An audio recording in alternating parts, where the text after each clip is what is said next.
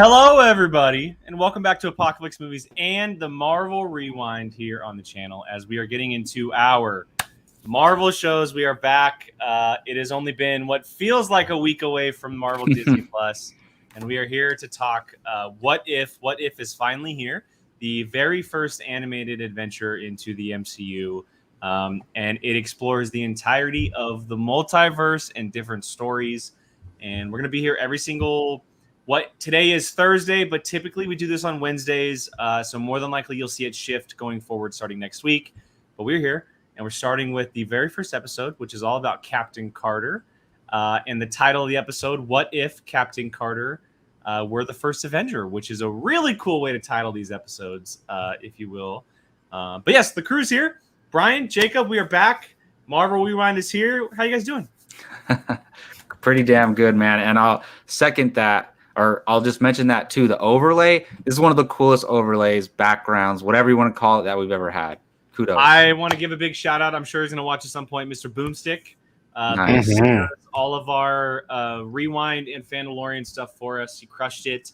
Looks so good. He actually surprised me with the overlay. I did not ask for it, and he dropped one on me, and it looks awesome. So cool. It's my favorite one. Very comic book. Looks good. Looks good. Yeah. But yeah, so.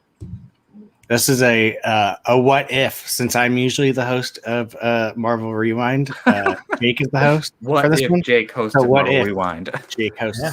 What if we did Rewind on Thursday at 5? Yeah. What if? That's a good excuse now for a lot of stuff. What if we changed? Yeah, like we just did it like on a random Thursday or like midnight on a Wednesday or like what if? Exactly. Let's see what happens. We should do that. It's a different time every single week. That'd be funny. Oh my god, that would be funny. It only works with this show. Absolutely. Yeah. That'd actually be a lot of fun. We might be onto something there, gentlemen. Oh god, poor Rachel's gonna be like, I don't have time in the schedule. I will say, we look very chipper, but the three of us have been through the whirlwind the last hour. Brian's power went out. Mm-hmm. I had a water pipe bust in my backyard. Jacob was not just on a show, but he also exited out of the stream during the intro.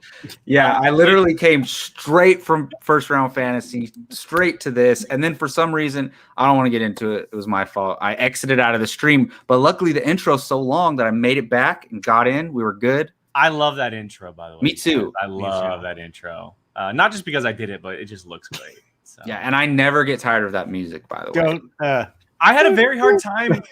So what I typically try to do is try to get music that's similar to the show, right? That's what I did with Falcon Soldier and WandaVision and Loki. You tricked me because I was sitting there listening. I was like, damn it. Why did he use the exact thing? And then I heard a slight change and I went, So I had a hard time figuring out the music, and I found the What If music, the trailer music. But the problem is with the trailer music, it dips when people are talking. And so without the dialogue, the music goes up and down. So I was like, oh, well, I can't use that. And I go, well, it's about the multiverse. It's about the Guardians of the multiverse, kind of an Avengers thing. Why not use a version of the Avengers theme? And it works perfectly with the cuts and the footage and everything. So I love it. I mean, it's kind of like the main MCU theme in a way. So it works. Yeah, love it. I've given you enough compliments about it. All right, so we are here to discuss episode 1, the Peggy Carter, Captain Carter episode, which is so near and dear to my heart. And this episode plays with your emotions in many different ways. We're just going to talk about it. We're probably going to take about 30 minutes or so because Brian and I have a show after this. Jacob just came from one. Brian and I have one after this. It's just a full-fledged Thursday for us. It's safe to say we all do too many podcasts. We definitely all do. But yeah, so the episode title, What If Peggy Carter Were the First Avenger? And it essentially takes the movie The First Avenger and flips it. And we see Peggy Carter get the serum. We see her become Captain Britain, essentially, but they're calling her Captain Carter. Mm-hmm. And yeah, so let's just talk about, boys, initial thoughts and kind of feelings, being that this is the very first episode or show of its kind. Animation, right, for Marvel, the style, and let's talk about it. Jacob, I'll start with you, man. What were your kind of expectations going into it, and then what did you think about it? So when they announced this show, I was like, oh, that's cute. Like, they're gonna do a little animated show. It's not gonna be like that important. It's just gonna be like a little side thing that they do. And we talked about it recently, but like they're basically found a way to make this show be like MCU canon in a way because It the absolutely multiverse is. exists. Yeah. And they set it up perfectly. I don't know if this was the original plan, but they introduced everything in Loki and how like they used Loki to get everybody comfortable with the idea of the multiverse and all this stuff going on. So now coming right off of Loki, you jump into this and it's like I don't have a question. Like I just know this exists on a different timeline, different universe somewhere else in this entire existence, right? Of the MCU. And it makes sense to me. And now it's so cool because look, I don't think we're going to see Captain Carter pop up in the main MCU timeline, but you know what? It's possible. The second you said that, that's the thing. It's possible. And that's what's crazy to me. And so that was kind of my expectations going in. I was a little bit more excited now coming off Loki and all that stuff. But I also was like, I didn't know how I was going to react to these individually. Like if I was going to enjoy them that much or if I'd be like, oh, that was cool. And I'll tell you what, I enjoyed this very, very much. Like a lot. I think, and we haven't really like talked about it a ton, but I think I was the one who was looking forward to it the most out of all of us. Probably, yeah. Like all of it, like the animation. Well, we just didn't really talk about What If that much. That's we true. really didn't. We really didn't. We didn't have a conversation about it like on any of our other shows outside of being it was like, pretty much we're probably gonna do one, and that's basically like the conversation. I think myself especially, like we underestimated what it could be, honestly, and I think we're seeing now, which is really cool. I think outside of like certain things, I think we didn't ever really talk about the series in general. Like I've been saying for a long time, like I can't wait for the zombies. Like I've been saying that specifically that episode. Yeah. But and Jake's been talking about this one for a long time, how he can't wait for this one. So, but you're kind of right. We never really were like, oh, the whole thing, like da da da da da. It was more like in the specific realm of a certain one. But basically, when I was watching it, I was like, I can't believe how much I'm enjoying this because they did so many unexpected things. I was like, whoa, that's cool. And then also this is not to be weird, but I was thinking about Jake the whole time. I was like, Jake's probably losing his mind watching this episode. Like I was thinking it does some really cool stuff with like the Captain America mythology. So yeah, it's and we'll get into like the specifics and whatnot. Just real quick, I do want to bring up Jeffrey Miller's comment. And it's green because of Loki. Unfortunately, I didn't change it, but it's very possible. That's what I'm saying. It's like anything you can say, oh, we're not going to see that. It's possible. Hell yeah, it's possible. Yeah. I mean, we've been hearing Captain Britain for a long time. What if all of a sudden Captain Carter came? So I don't know if this will ever happen, but I legit would love a Captain Carter movie. Like, I think it'd be so cool. Okay, let me get to me. How badly did Jake, after you see this, go like, damn, if this was like live action, this movie would kick this movie would. Do you know how much money this movie would make? Do you know how much money this movie would make? Well, and there's certain characters with certain actors where you can't make it work, but you have Haley Atwell. You can totally get her to do it. Boom. Like it's, you know perfect. What I think and we're going to, obviously we need to get into specifics at some point. I think that the conversation around Haley Atwell and the conversation of a Captain Carter movie is going to change. People are forgetting because of COVID. She's in the next 2 Mission Impossible movies. Yeah. That's right. She is in the next 2 Mission Impossible movies, and her ability in those movies, because we've seen what Christopher McQuarrie can do with females in those movies. Look at Rebecca Ferguson. People are going to talk a lot more about a Captain Carter movie and her role in the MCU after they see her kick ass in those movies. Because I've loved Haley Atwell, and I think they've handled Peggy very well in the first Avenger and then her 2 seasons of her show. But well, it also sucks because you can't have her in modern day, up until this point. Until now. Yeah, up until now. Up until now with the way that it all ended. So I will say, and we'll get into some specifics here in a sec, but I was blown away by 2 things. One, how much I adored the animation. I think the animation is different. It was so cool. I think it is so unique and different from anything we have today. It works for this Star show. Wars stuff, right? All the Star Wars stuff all the shows are different types of animation. I think it's so different and unique from anything. But 2, I didn't realize every episode was essentially going to be one full movie. This is the entire first Avenger movie. Yeah. Like Basically, in yeah. bits and pieces, right? Like it cut out a lot of bits and pieces. They just but- skip ahead to the important stuff. It was all But me, it- honestly. But it was the big chunk of the first Avenger movie. We started with essentially Peggy getting the serum, and we ended with her ending up in Shield headquarters with Mhm. Nick Fury, which is basically what happened from start to finish in the first Avenger. And that blew me away because the storytelling, telling that much chunk of it, is so perfect for an animated show. Like the middle of the episode where we had the montage of her kicking all the Nazis' asses. Like, what a great way to transition the show and go from this point in time to this point in time and tell all the major points of stuff that happened in that movie, like where Bucky almost fell off the train. Peggy saves him and goes, "Oh, you almost ripped my arm off." Ha ha ha! Nice little callback there. Or the stuff with Steve right there. Like the stuff with Steve is just like, wow. I Wow. think that this show is going to retell the Infinity Saga Probably. in a new way. With looseness Yeah. to it, but like Well, they're You're no longer probably- the Avengers; they're the Guardians of the Multiverse, which is cool. oh, interesting. Really? That's what their name is called. Is it really? All the characters, they're called the Guardians of the Multiverse, and apparently it's going to end with like a big event where they all get together.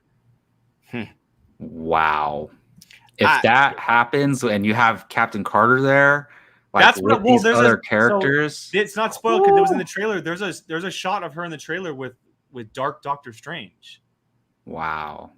and then we see the shot of Gamora and Black Panther, and or Star Lord, I should say, also with another See, Black Panther. And I Party didn't even Thor, think about like- that. Like that's too exciting. That's too exciting. Yeah. Do you want to go to specifics now? Well, so I think what we should talk about is the way that the episodes kind of start with the Watcher. How That was really cool. it like transitions into him explaining like what's happening and how he can't get involved.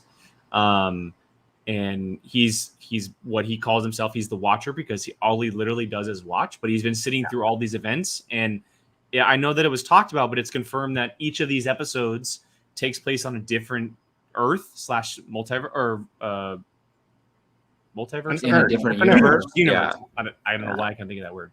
But I love that it started with Peggy though, because that's how it started in the MCU with Cap. Mhm. He was the first. She was the first because it was so long ago. And as he says in the show, like one decision changed everything, and it was her Well, decision to jump in that chamber and become the super soldier. Chronologically, that's the first movie too, correct? Yes. So It just makes sense, but I think it was such a cool idea to be like her decision is a decision that kicked off everything. yeah. No, it is really cool. And I forget. I was trying to remember how the actual movie goes, but he says when she decided to stay in the room when they were doing the experiment is when So in the movie, decision. In the movie, there's a group that goes upstairs Mhm. to watch behind a piece of glass to Mhm. essentially protect themselves.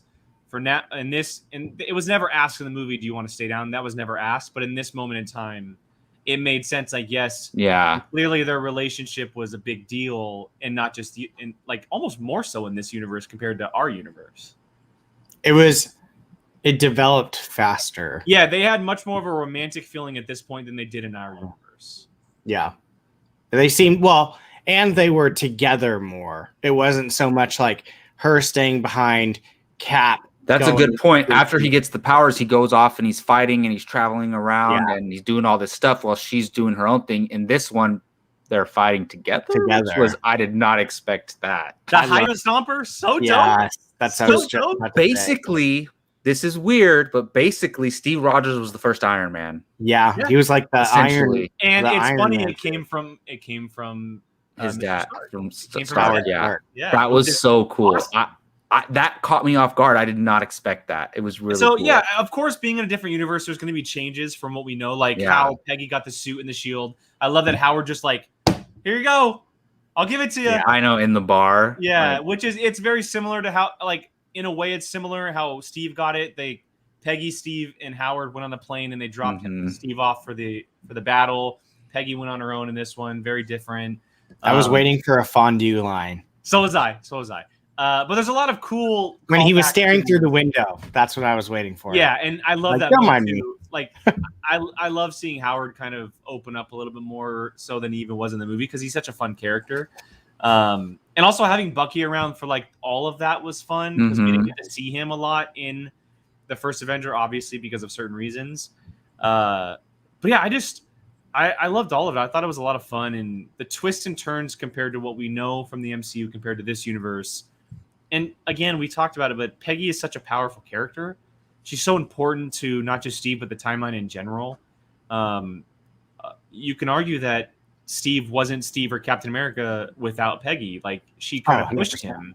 him. She pushed him in many ways, and we're talking about the characters here, but what about all the action we got too? Like that first moment we saw her with the shield, and how like, oh, I love this thing. Like this thing's cool. Like she's playing around with it, and super super cool.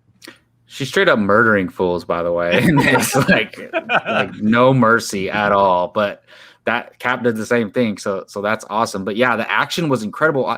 Look, I'll just say, you guys can all tell how excited we are about this. I'm so glad we decided to do a rewind for this, because if we would have not decided to do rewind and then we would have watched this episode, I would have been like, Jake, we got to do Marvel Rewind for this show because it's definitely worth it. And if this is like a little taste of what we're gonna get, I'm all in. But yeah, my favorite action scene was when they were in the air and she was riding on Same. the back Yeah. of the And thing she's like and floating, and then he picks Yeah. her up. oh So my dope. goodness, and she's like jumping through airplanes, taking dudes out, and then Dude, she flew through a airplane propeller. yeah, with the With her- shield. she literally did. So Steve does that where he hides behind the shield, Uh-huh. but she did it in midair and flew right through a propeller. Can you imagine if that was a live scene? Like, Like I just need this adapted in live action. No, Like, legitimately. Yeah. And That's all I need. Steve was kind of clunky when he tried to do stuff like that. Like when he would jump and stuff, he was like he wasn't like acrobatic, She was very like, I think it would have looked very different, Steve as the super soldier doing She's this. a very different Cap.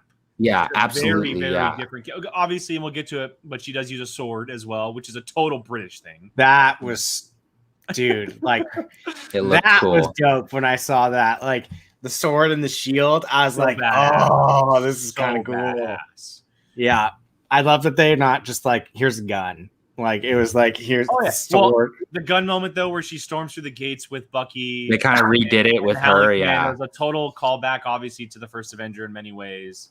I did love seeing, even though he wasn't in it a lot, and rightfully so. I don't think he should have been, but I love seeing Red Skull for the moments we Yeah. saw him, and that was a lot of fun. And seeing his character and seeing the twist where he got literally crunched by the squid Yeah. monster, which I did not see coming. But Yeah, that was cool. That was like, this guy, like Red Skull, he deserved that death. oh, absolutely. Yeah. I have to give credit to Ross Marquand because He is perfect. he sounds He is just perfect. like Hugo Weaving. Yep. Like I mean, Did he do it in Endgame Yes. as well, or Infinity Yes. War and Yes. Endgame? Yes. He did he's it so both, yeah. good. Hugo So good. Weaving did first They need to Avenger find and a way to that. bring him back. They need to find a way to bring him back in some. Yes. capacity. We know that Skull's out there, right? His soul got lifted when the Soul Stone thing happened, Yeah, and you could just have this dude play him. but Yeah. we need to see Red Skull again. We need to see Red Skull. Again. He's not He- dead as far as we know. I mean, yeah. yeah. He like, if they would have never ever said like it's not Hugo Weaving, I would just have assumed like that he nails it. But yeah, dude, I loved this so much. It's funny because at work today, I kept telling the kids like, "Who's gonna watch What If?" They're like, "What?" And I'm like, "It's the new Disney Plus, the superhero Marvel animated show," and they're all like, "Oh yeah, okay." And then today, like, they were like, "Did you watch it? It was so cool. Like, I didn't think it was gonna be so cool." Like, I was like, "Yeah, it's not." It blew me away. It wasn't some animated show that like you just kind of like, oh, here's another animated show from Marvel. Like, it didn't feel like an animated show. It felt like something different. I don't know. Maybe like it's anime-ish kind of, just a little bit, like at certain times. And so just the animation is super stylistically real. yeah, It feels really real, and the way it's a very stylistic approach to animation. But also, I think, and this is how I felt, Brian. I don't know how you guys felt, Jacob, as well. I was shocked at how long they were. It was 30 minutes without the credits. Yeah, it was 30 minutes without the credits. Like that's longer than a WandaVision episode. Well, yeah, an animated show typically, right, is 20 minutes, 21 minutes because of the commercials on TV. This was a solid 30 minutes. And because they're doing full episodes or basically full movies, but I like at one point I was watching, I don't know when it was, maybe it was like the train heist or something, and I clicked it to see how much longer it was, and it said like 14 minutes left. I go, whoa! Like I was kind of shocked at the point where I didn't know what was going to happen, and they're clearly setting stuff up and telling stories that they want to tell, whether they're 15 or 30 minutes, and I like that. Like there's no boundary, right? They're taking it as they would WandaVision, Falcon Soldier, Loki, where if they have an episode that's going to last 17 minutes, they're going to tell that story. If they have an episode that's going to last 31 minutes, they're going to tell that story. And I really, really appreciate that. Yeah, it's pretty wild because like you could tell they were going at warp speed, but it didn't feel rushed in the sense of like you didn't like get your fill, but at the same time there was like zero fluff to it. Like there's nothing. It's just pure like, here is the story. And it's kind of cool because like you do get those animated, like it kind of does like the up and down and up and down. This thing just felt like it went like phew, and then it's like when it's over you're like no, like don't stop. Like this is really good. Like keep going. So like this hooked me hard to like where I'm like, okay, I'm ready for my next one. Like and I haven't felt like that with an animated show since Rebels, probably. Well, season 7 of the Clone Wars. Those last couple episodes. Yeah, that's true. But it's just like I did not think that I would love a Marvel, because Marvel just doesn't make fantastic animation like DC does. DC is almost untouchable when it comes to animation. Well, for the most part, it's been like a different department. It's not like Kevin Feige looking over the animated stuff that Marvel pumps out. Like they pump out a bunch of straight to DVD stuff, like a lot of kiddie stuff too. Like a more like they look like kiddie Lego-ish type stuff. Yeah, and I think Kevin Feige recently, like in the past couple of years, became like the president of Marvel, like period. So that's fine. He like approves everything basically. So yeah, so I think you're right, Brian. Like Marvel has some good animated stuff over the years, but this is like it's nothing cinematic. Like it's not like you're never going to be like, oh, it's just as good as Batman Beyond or something like that, where it's like those animated shows, iconic ones. Yeah, Marvel doesn't have anything like that. They have the older stuff like the X-Men and Spider-Man stuff. But that's true. Nothing recent though. Yeah, really. And nothing in Disney's hands, that's for sure. Yeah, exactly. So I agree with you, Brian. I think this episode felt cinematic to me. Like like Jake said, they're basically retelling a movie. Obviously, they're not going to make a 2.5 hour episode, but this is a perfect time, like because the live action shows when it's 30 minutes, it feels so short. It's like over before I even think about it. And I just think mentally when you're watching an animated show, you expect it to be short, but it's not. And I paused it when I was like 22 minutes through. I paused it and I had like 15 minutes left. And I was like, hell yeah. Like this is dope. So I honestly am shocked how much I enjoyed it. And there's so many good things. Like I want Howard Stark back somehow and Dominic Cooper playing him because Dominic Cooper is Captain I love Carter Dominic movie. Cooper. Yeah, it made you want these characters back really bad. Like, and you can get young, small, scrawny Chris Evans. Yeah, you could. And also shout out to Agent Carter. And Sebastian Stan. Shout out to Agent Carter, the show, because if you like this episode, you should go at least watch Agent Carter season 1. I didn't love season 2 that much. So season 2 wasn't as good because she she went to LA, which is a total Hollywood thing to do. Yeah. Season 1 is great. But this is basically like you have Dominic Cooper in the show. You have the guy who plays Jarvis, and he appears in Endgame.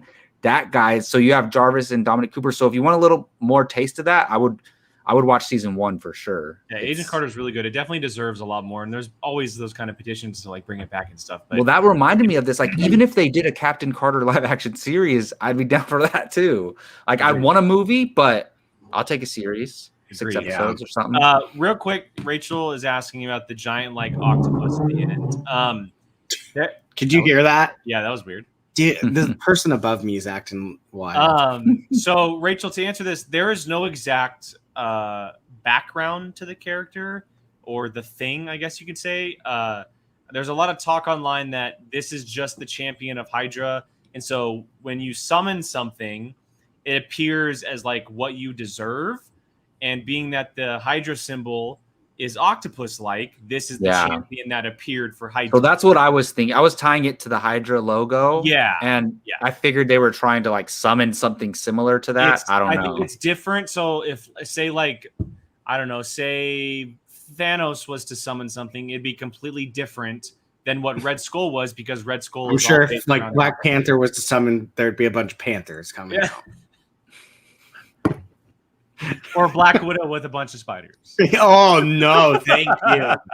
We passed. But yeah, so there's no exact comic background or connection for that thing. It's just they said that the height, it was you were summoning your champion, and that was your champion because your logo is an octopus. So there you go. Rachel, Bucky had like 3. The really calamari good line was one-liner. great. Yeah. But if you watch, he said like 3 seafood like so good lines. It was anytime he like spoke, it was pretty much always about some type of seafood. I love Okay. when Peggy showed up to rescue them, and he goes, "Who are you supposed to be, the Queen of England?"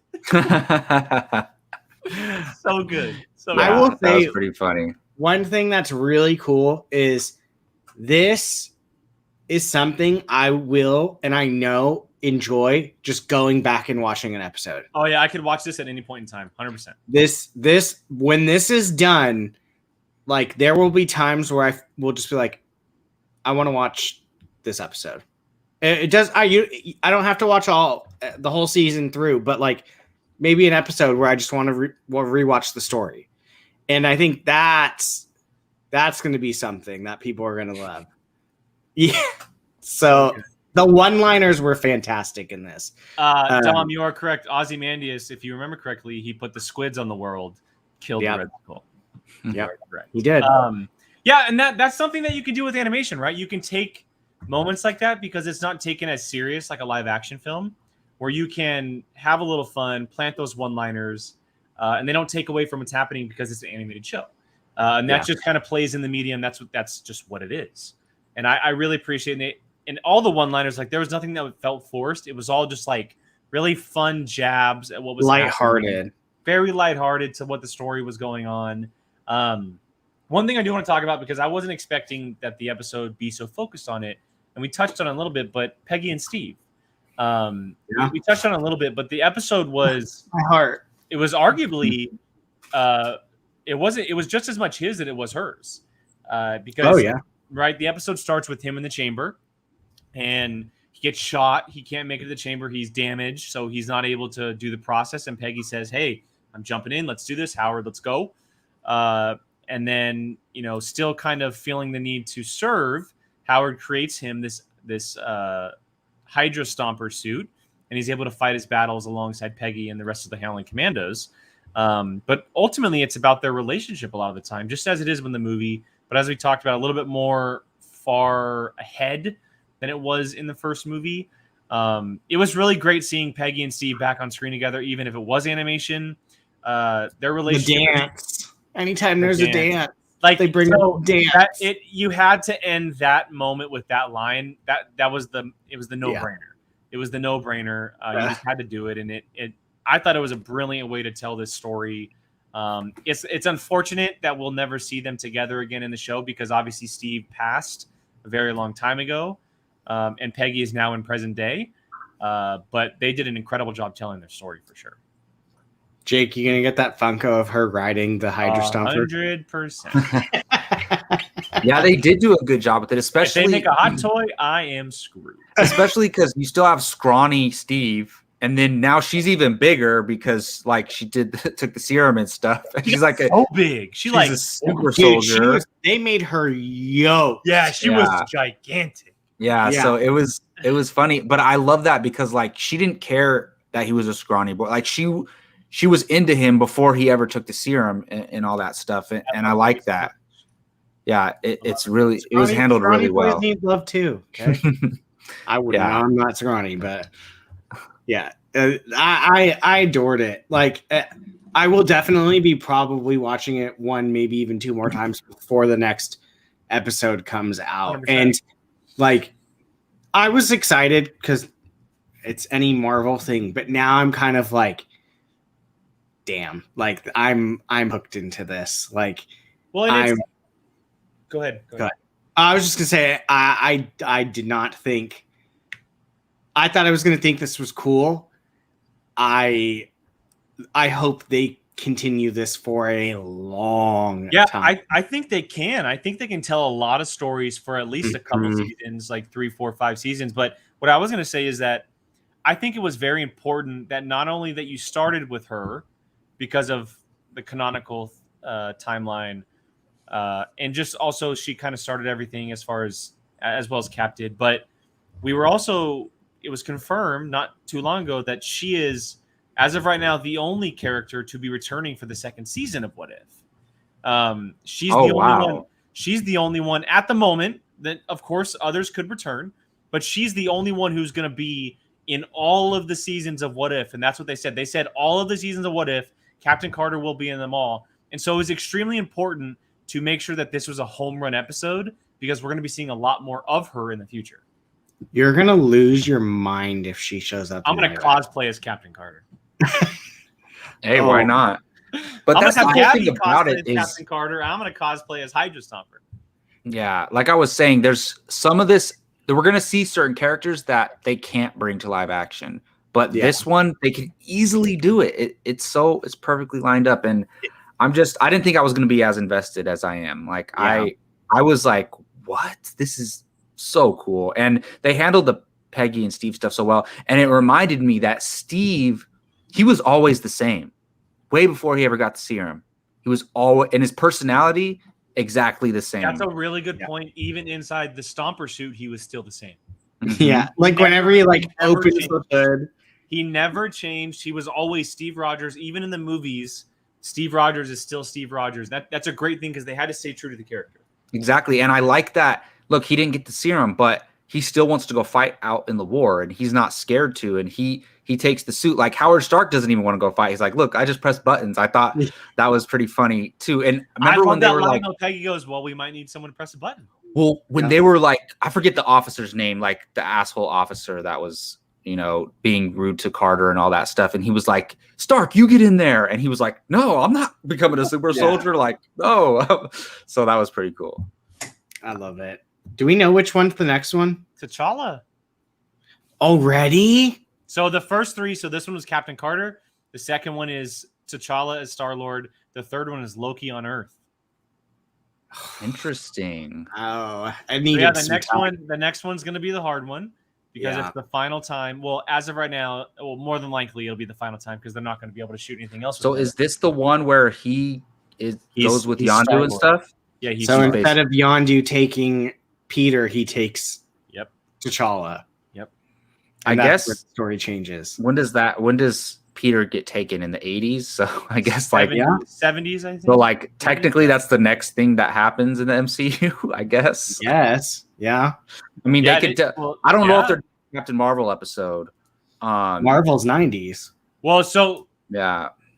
Well, we saw Captain Marvel in the trailer, but I don't know what kind of role she's gonna have. But yeah, no, the next one is T'Challa becoming Star-Lord, so he will be taken and become a Ravager. So we're going to be jumping back into the world of the Guardians of the Galaxy, which is very interesting because we do see T'Challa at another point in time in the trailers with some other characters, as we do see Peggy as well. and that's something we can talk about just to kind of wrap up. But the ending of the episode, right? So she basically sacrifices herself, and because she's the only one that's able to put the monster back in the wormhole. And she jumps in with the monster, and it cuts away to present day, just as the movie does in the first Avenger, but a different setting. And Nick Fury and Clinton Barton are opening the wormhole via the Tesseract, very similar to how they did in the Avengers. Mm-hmm. And with Loki, yeah, with Loki, and a bunch of cut pieces of calamari come chopping out, followed by Peggy, and of course she's a little distraught. Where's Steve? And Nick Fury reveals her, hey, we won the war almost 70 years ago. Boom. 90. Did they say 90?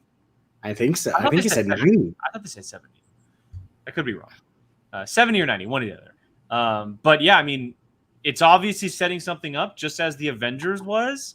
Mm-hmm. We're clearly going to see her again because we do see Nick Fury pop up a couple times in trailers. I don't know where her story goes next, but she is now in present day just like Steve was, which is going to be very interesting. I thought that was really cool, and it reminded me that just because one character changes in one timeline doesn't mean everybody does, right? So Nick Fury and Hawkeye are the same. Exactly. And like you said, if we see Captain Marvel, she could just be herself, but involved in one of these stories somewhere. So and just as cool. Just as the Watcher said, each of these stories, like the next episode, T'Challa, that's taking place in a different universe. Yeah, it's not the same one that Captain Carter took place in. Exactly. I So- love that Okay. he says that's it. That's the moment where it changed. Yes. That was cool because it's like I think we'll get that in every episode. I do Yeah. too. And Jeffrey Wright as the Watcher. Perfect. Yeah. Absolutely perfect. I want to see him in live action as the Watcher so bad. That'd be Why, interesting. they probably would do it. His voice is on He has point. such a great voice. It's such a great voice Yeah. for the character. It's so Um, fun. The show is so fun. Yeah, it's a lot of fun. It's a very cool departure from keeping the connection of all the MCU stuff, and it's now just a little bit of a different connection, but also connected at the same time. And who knows? We could see a bunch of these characters down the line. Peggy could pop up. You better do it, Marvel. You better do it. Yeah. Don't give us Captain Britain. Give us Captain Carter Give instead. us Captain Carter instead of Captain Britain. Absolutely. But I will also say, I love the fact that they did call her Captain Carter instead of Captain Britain, because they could have easily done that. Yeah. They could have easily done that. I agree. And it sounds cool, Captain Carter. It Like, does. It does. It has a nice ring to it. All right, gentlemen. Any final thoughts on What If Episode 1? What if Peggy Carter were the first Avenger? Any thoughts before we wrap up? No, I'm just excited to keep going. Can't wait to get to the zombies. I cannot wait to see how that goes down. Damn you, Kevin Feige, for making another thing that I care about so much now. Like, I was like, what? I thought I was gonna like swipe this show under the rug, like it'll be fine, but nope. I'm all in. All I agree. in. I agree. So cool. All Excited. right, everyone. Well, we'll be back next week for Marvel Rewind. And as we talked about up top, very well could be a different day, different time. Because what if Marvel Rewind were on a Exactly. different day? So for all of us here, thank you guys so much for joining us. If you guys love this content, make sure you guys are subscribing at Apocalypse Movies. Follow us on podcast platforms. Check out all of our other shows. Apocalypse Now every Tuesday, The Casting Table, as well as the Fanny Loring Club. We're wrapping up Bad Batch tomorrow. Final episode of Bad Batch is happening tomorrow. That's We'll right. be discussing it. And then, as always, we'll be back next week for Marvel Rewind. So for Jacob, Brian, and myself, thank you guys so much. We'll catch you guys next week. See ya.